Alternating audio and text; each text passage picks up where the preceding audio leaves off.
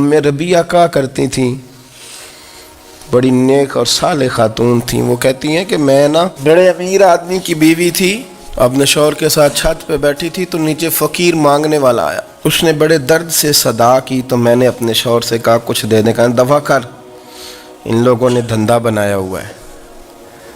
कहती मैं मेके से भी बड़ा माल लेके आई थी, मेरे माँ बाप बड़े अमीर थे तो मैंने ना चोरी अपने खामा से नज़र बचा के बाथरूम जाने के बहाने गई और नीचे जाके 5 दिनार मैंने उस फ़कीर की हथेली पे रखे।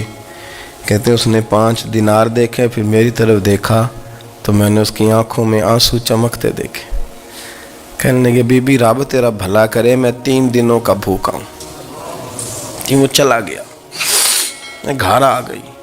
जब बाहर आई तो मेरा शौहर कहने लगा तू इतनी अब इतनी तू तेज़ हो गई है और तू इतनी खुद मुख्तार हो गई है, मेरे बगैर पूछे माल खर्च करेगी, जा तुझे 3 तलाक़ें। कहती मैं बालदार और वज़ादार बाप की बेटी थी, तलाक लेके घर आई तो मेरा बाप टूट गया, चारपाई पे चला गया। ओहो ये क्या बन गया। कहती बड़ी तकलीफ़ रही। 1-2 साल के बाद मेरे अब्बा ने मेरी शादी कर दी। अब जिस शौहर के पास गई वो बड़ा नेक था, परहेज़गार था, अल्लाह ने बेहतरीन सिला दिया। कहती छत पे बैठी थी, दरवाज़े पे फ़कीर आया तो मैंने शौहर से कहा कुछ दे दूँ। कहने लगा 5 ना देना, 15 देना, 20 देना, मैं फ़कीर हूँ, मैंने फ़क्र से दौलत देखी है, इसे खाली ना लौटाना। कहती है कि मैं नीचे गई और जब मैंने उसकी तरफ दिनार बढ़ाए तो मेरी चीख निकली, पैसे फेंक के मैं बेहोश हो के गिरी। मेरा शौहर ने आके उठाया, अंदर ले गया, पानी मुंह पे छिड़का। कहने लगा तुझे क्या हुआ। कहने लगी ये जो मांगने आया ये मेरा पहला शौहर था, वही था जो कहता था कि तू 5 दिनार दे आइए, जा तुझे 3 तलाक़ें। पढ़ो ना हदीस पाक, मेरे नबी पाक अलैहिस्सलाम ने फरमाया एक बंदा गंजा था। गंजा कोई तरतीब आगे पीछे हो जाए तो मफ़हूम के लिहाज से, लेकिन मैं मफ़हूम उसका वाज़े करता हूँ। एक गंजा था, कोई शय नहीं थी, सर पे बाल भी नहीं थे, रोया करता था। अल्लाह ताला ने फ़रिश्ते को भेजा, तुझे क्या चाहिए। तो कहने लगा बाल आ जाए और थोड़ा माल आ जाए। फ़रिश्ते ने हाथ फेरा तो बाल भी आ गए तो बकरियां भी आ गईं, लाइनें लग गईं, माल ही माल हो गए। दूसरे के पास गया, वो कोड़ा था,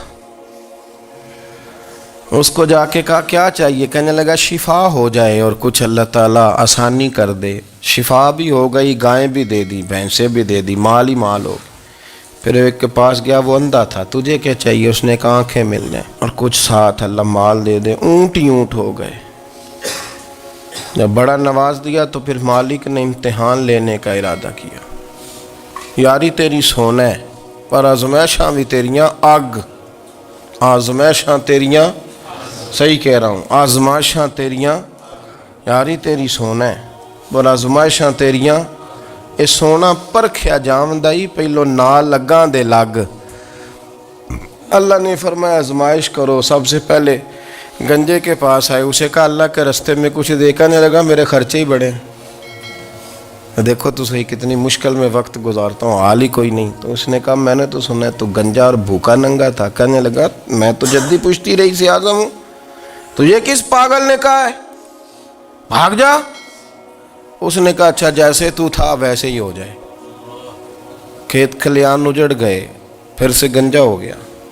हुजूर अलैहिस्सलाम फरमाने लगे, फिर वो उसके पास गया जो कोड़ा था, उसे कहा कुछ दे। कहने लगा खर्चे ही बड़े। अब पूछ लें किसी अमीर आदमी से, कहेगा चक्की के नीचे हाथ है मेरा, मेरे से ज़्यादा तो अब परेशान बंदा ही कोई नहीं। क्या बताऊँ आपको, इतना टैक्स है, इतना जुर्माना है, फलानी शय, बड़ा कुछ गिनवाते हैं लोग। उसने कहा मैंने तो सुना तो पहले कोड़ा था। उसने कहा जा दौड़ जा, मैं तो रईस आज़म हूँ, दादा भी परदादा भी और सारी नस्ल ही। उसने कहा अच्छा जैसे तू था वैसे ही हो जाए। फिर वो गया अंधे के पास और जाके कहा अल्लाह के नाम पे कुछ दे। तो कहने लगा रब के नाम पे, ये खड़े हैं ऊँट, जितने तेरे दिल करे ले जा। उसने कहा क्या माना इस बात का। कहने लगा यार तुझे क्या बताऊं, मैं तो अंधा था, میں نے تو کبھی دنیا دیکھی نہیں تھی، پھر اس کریم نے فضل کیا تو مجھے بڑا کچھ دکھایا۔ میں کیا بتاؤں، میرا دل کر رہا ہے کہہ دوں کہ پھر اس نے کعبہ دکھایا، پھر اس نے روضہ رسول دکھایا، پھر اس نے ریاض الجنہ کے سجدے دکھائے، پھر اس نے اپنے محبوب کے دروازے کی رونقیں دکھائیں۔ اس نے بڑا کچھ دیا، اس نے بڑا نوازا۔ میرے پاس تو شاید میں بدکار پرانا خادم، کسے در ملی نہ ٹوئی، واصف یار نے نظر جو کی تھی، پھر واصف ہی ہوئی۔ یہ تو اس کا کرم ہوا۔ تو یہ وہ کہنے لگا تو اللہ کے نام پہ جان مانگ، میں وہ بھی دینے کو تیار۔ میرے پاس تو شے ہی کوئی نہیں تھی، مجھے تو اپنا پتہ ہے، میں تو کوئی شے نہیں تھا، کچھ نہیں تھا میرے پاس۔ یہ تو ان کا کرم ہے کہ رخ ان کا ادھر ہے، اور مختصر سی میری کہانی ہے، یہ جو بھی ہے ان کی مہربانی ہے۔ تو وہ کہنے لگا میں بھی کچھ لینے نہیں آیا تھا، تیری آزمائش ہی کرنے آیا تھا، تیری عزتیں بھی سلامت رہیں گی، تیرا مال بھی سلامت رہے گا، تیری شفا بھی۔ اپنی زندگی میں کبھی بھی اللہ کی بارگاہ سے توجہ ادھر ادھر نہ کریں، چھوڑیں لوگ کیا کر رہے ہیں، دنیا کیا کہہ رہی، کبھی بھی اپنی توجہ دائیں۔ ہمارا یہ مسئلہ بن گیا کہ ہماری سیاست ہے، ہماری دنیا داری ہے، ہم بندوں کو راضی کرنا چاہتے ہیں، ہم دیکھتے ہیں کون کس طرح، اور آپ یقین کریں آپ تھک جائیں گے، بندے راضی نہیں ہوں گے، وہ نہیں راضی ہوتے۔ آپ ان کو منا کے لائیں گے تو ادھر والے نکل جائیں گے، ادھر کو منائیں گے تو ادھر والے نکل جائیں گے۔ اس چکر سے باہر آئیں، اس رب کو راضی کریں جو فرماتا ہے ان الذین آمنوا وعملوا الصالحات سیجعل لهم الرحمن ودا۔ فرمایا تو ایمان لانے کے بعد نیک عمل کر، میں لوگوں کے دلوں میں تیری محبت پیدا کر دوں۔ رحمان لوگوں کے دلوں میں محبت ڈال دے گا، اللہ لوگوں کے دلوں میں۔ اپنی نظر ہمیشہ اپنے رب پہ رکھیں، اتنی لمبی چوڑی دنیا داروں سے امیدیں نہ وابستہ کریں۔ میں نے دیکھا ہے لوگ کاسا لیسی کرتے ہیں، کبھی اس کے دروازے پہ کبھی اس کے دروازے پہ۔ ان چکروں سے باہر آئیں اور اپنے رب کی بارگاہ کی طرف توجہ کریں، استغفار شوق سے پڑھا کریں، اور اکیلے میں نہ، اکیلے میں۔ حضرت رئیس المتکلمین مولانا نقی علی خان صاحب رحمۃ اللہ نے لکھا ہے کہ فرعون 500 سال حکومت کر گیا، یہاں تو 5 سال کی حکومت کی پیر لڑکھڑاتے ہیں، 500 سال۔ فرماتے اصل وجہ یہ تھی کہ دنیا جب سو جاتی تھی نا تو اوپر چادر لے کے تو مصلے پہ بیٹھ جاتا تھا، اور ہاتھ باندھ کے کہتا تھا رب تو ہی ہے، میرا پردہ نہ کھولنا، مالک تو ہی ہے، کرم نوازی کرنا، میری پکڑ نہ کرنا۔ وہ بے ایمان ہو کے اگر 500 سال ہاتھ باندھے تو گزارا کر لیتا ہے، تو ایماندار ہے۔ پر مسئلہ یہ ہے کہ تو رات کو بکل مار کے ہاتھ نہیں نہ باندھتا، تو منت نہیں کرتا، تو استغفار نہیں کرتا، توبہ کریں تو بچے رہیں۔ وہ اتنی لمبی حکومت کر گیا چونکہ رات کو کہتا تھا مالک رب تو ہی ہے، لیکن مہربانی فرما میری پکڑ نہ فرمایا تو اللہ نے تو اس کو مہلت دے دی۔ اگر آپ شہرت چاہتے ہیں، معروف ہونا چاہتے ہیں، مشہور ہونا چاہتے ہیں، بہت سارے لوگوں میں چاہتے ہیں کہ آپ کا نام سنہری حروف سے ہو اور زیادہ لوگ آپ کو جانے پہچانے، تو قرآن مجید نے نسخہ دیا ہے۔ فرمایا ان الذین آمنوا وعملوا الصالحات سیجعل لهم الرحمن ودا۔ جو ایمان لانے کے بعد نیک عمل کرے گا، رب لوگوں کے دلوں میں محبت پیدا فرما دے گا۔ رحمان ایسا ماحول بنا دے گا کہ ان لوگوں کے دلوں میں، اللہ تعالیٰ لوگوں کے دلوں میں اس بندے کی محبت پیدا کر دے گا۔ ایک اور محبت ہوتی ہے، اولاد کی محبت، بڑی اچھی محبت ہے، ہونی چاہیے، لیکن اگر یہی اولاد شریعت کے راستے میں آنے لگے، اگر یہی اولاد اس طرح کا رویہ اختیار ہونے لگے کہ آپ کو اس کی خاطر حلال حرام کی تمیز بھولنا پڑے، یا اولاد کہیں رکاوٹ بنے شریعت کی راہ میں، تو پھر قرآن مجید نے کہا انما اموالکم و اولادکم فتنہ، پھر یہ تمہارے لیے آزمائش ہے، پھر تمہیں تھوڑا غور کرنا پڑے گا، تمہیں پھر دیکھنا پڑے گا، پھر تمہیں توجہ کرنی پڑے گی کہ کہیں اللہ رسول کے راستے میں تو نہیں آ رہی۔ حضرت ابوبکر صدیق رضی اللہ تعالیٰ عنہ کے بیٹے نے ایک دفعہ کہا تھا کہ ابا جی، مسلمان ہونے سے پہلے جب بدر کے دن میں کفار کی طرف سے لڑتے ہوئے آ رہا تھا تو آپ میری تلوار کی زد میں آ گئے تھے، میں آپ کو قتل کر سکتا تھا پر میں نے باپ سمجھ کر کے چھوڑ دیا۔ تو سیدنا ابو بکر صدیق فرمانے لگے، بیٹا تو ابھی کلمہ نہیں پڑھتا تھا، تو نے مجھے باپ سمجھ کے چھوڑ دیا، اگر تو بدر والے دن میری تلوار کے نیچے آتا تو میں تجھے کبھی بیٹا سمجھ کے معاف نہ کرتا، دین کا مخالف سمجھ کے قتل کر دیتا۔ اس لیے کہ جو اولاد شریعت کے راستے میں آئے گی، دین کے راستے میں آئے گی، پیغام حق کے راستے میں آئے گی، اسے اولاد سمجھ کر درگزر تھوڑا کیا جائے گا۔ میرے عزیزو، وطن کی محبت بھی کبھی غالب آتی ہے، علاقے کی محبت بھی کبھی غالب آتی ہے۔ انسان جہاں پیدا ہوتا ہے، جہاں جوان ہوتا ہے، جہاں وقت گزارتا ہے، جہاں اس کے احباب ہوتے ہیں، جہاں اس کی دوستیاں ہوتی ہیں، جہاں اس کے تعلقات ہوتے ہیں، وہ محبت بھی کبھی غالب آتی ہے۔ لیکن یاد رکھنا، سارا کچھ ہی مکہ مکرمہ میں موجود تھا، وہیں پیدا ہوئے تھے صحابہ، وہیں دوستیاں تھیں، تعلق تھے، رشتہ داریاں تھیں، لیکن جب پتہ چلا نا کہ محبوب کو مدینہ پسند ہے تو پھر کسی نے بھی وطن سے پیار نہیں کیا، محمد عربی کے شہر سے محبت فرمائی ہے۔ آپ ان ساری محبتوں کو گنتے جائیں، وہ دولت کی ہو، وہ شہرت کی ہو، وہ اقتدار کی ہو، وہ اولاد کی ہو، وہ محبت آپ کے لیے وطن کی محبت ہو، یہ ساری محبتیں قربان کی جائیں گی۔ لیکن اگر کسی محبت کو حاصل کیا جائے گا تو وہ اللہ رسول کی محبت ہے۔ میرے بھائیوں، محبت دل کی وابستگی، روح کا میلان، اس کو کہا جاتا ہے۔ دل انسانی جسم کا بادشاہ ہے۔ جو چیزیں دل میں پنپتی ہیں، جو خواہشات دل کے اندر قرار پکڑتی ہے، سارا وجود وہی کرتا ہے۔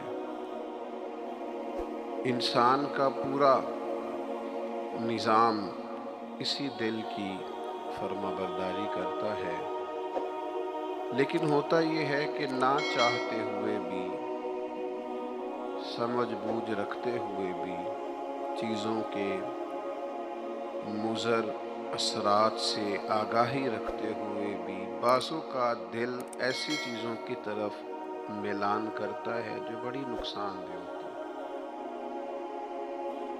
انسان کے وجود کا بھی، اس کی روح کا بھی، اس کے باطن کا بھی، وہ چیزیں بہت زیادہ نقصان کرتی ہیں، لیکن انسان ان سے بعض اوقات نجات نہیں حاصل کر پاتا۔ مثلا سب کو پتہ ہوتا ہے کہ ہرس، لالچ، ہوس یہ کوئی اچھی چیز نہیں۔ اللہ تعالیٰ اگر ضروریات کا رزق عطا کر دے اور ضروریات پوری ہونے لگ جائیں تو بہت اچھا ہے، لیکن نہ چاہتے ہوئے بھی بعض لوگ مال کی ہرس میں، ہوس میں، لالچ میں مبتلا ہو جاتے ہیں۔ یہ محبت دن بدن بڑھتی چلی جاتی ہے۔ وہ خود اپنے آپ سے کئی دفعہ سوال کرتے ہیں کہ یا دل تو نے تو ایک دفعہ یہ کہا تھا کہ بس میری ضروریات پوری ہونے لگ جائیں، 2 وقت کی روٹی چلنے لگ جائے، بچوں کے اخراجات نکلنے لگ جائیں، سر چھپانے کو ایک مکان مل جائے تو کافی ہے، اب تو کدھر نکل گیا۔ لیکن بہت سارا اس سے بڑھ کر اللہ نے فضل کر دیا، خواہش سے بڑھ کر عطا کر دیا، لیکن کہیں ٹھہراؤ نہیں ہو پا رہا، دل روک نہیں رہا۔ روز مال کی محبت، مال کا لالچ بڑھتا چلا جاتا ہے۔ یہ اس قدر زیادہ نقصان کرتا ہے کہ نبی کریم صلی اللہ تعالی علیہ وسلم نے ارشاد فرمایا کہ دنیا کی محبت ہر گناہ کی جڑ ہے۔ یعنی لوگ سمجھتے ہیں کہ معمولی بات ہے کہ میرے دل میں مال کی محبت بیٹھ گئی ہے، لیکن یہ بڑا گہرا مرض ہے۔ بعض لوگ کہتے ہیں نا کہ یہ مرض آ جائے تو اس کی وجہ سے 70 مرض اور بھی لگ جاتے ہیں۔ تو یہ دنیا کی محبت وہ مرض ہے، مال کی محبت وہ بیماری ہے کہ جس کی وجہ سے سینکڑوں امراض پیدا ہوتے ہیں، حلال حرام کی تمیز اٹھ جاتی ہے، رشتوں کا تقدس پامال ہو جاتا ہے، بہن بھائیوں کے رشتوں میں دراڑ آ جاتی ہے۔ لوگ اس مال کی محبت میں مبتلا ہو کر خونی رشتوں تک کو بھول جاتے ہیں۔ تو اگر محبت کو صحیح رستہ نہ ملا، یہ محبت الہی اور محبت رسول صلی اللہ تعالی علیہ وسلم کے خوبصورت عنوانات کی عادی نہ ہوئی، تو پھر یاد رکھیے گا کہ مال کی محبت تو پورے طور پر اجاڑ دے گی، اندر کو تباہ کر دے گی۔ ایک دوسری محبت بڑا نقصان کرتی ہے، وہ ہے شہرت کی محبت۔ میں چاہا جاؤں، میری شہرت ہو جائے، لوگ مجھے جانیں، کوئی ایسا طریقہ اپناؤں جس کی وجہ سے دنیا کے اندر فیمس ہو جاؤں، لوگ میرا نام لینے لگے۔ آپ یقین کریں، سوشل میڈیا کے اوپر بڑے بڑے وزادار، بڑے بڑے باریش لوگ، بڑے بڑے اچھے اور اچھی قد و قامت اور اچھا نام رکھنے والے لوگ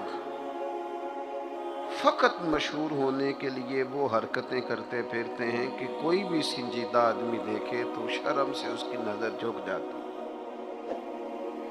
یہ شہرت، اس کا لالچ، یہ شہرت کی طلب اور شہرت حاصل کرنے کے لیے ایسے خطرناک طریقوں کا حصول، شہرت حاصل کرنے کے لیے ایسے کمزور اور ایسے اخلاق سے گرے ہوئے رویے کا انداز تباہ کر دیا اس نے دنیا کو، اجاڑ کے رکھ دیا ہے لوگوں کو۔ آپ یقین کریں، اچھے بھلے سمجھدار لوگ تھے، اچھے بھلے معاملہ فہم لوگ تھے، الجھ گئے ہیں۔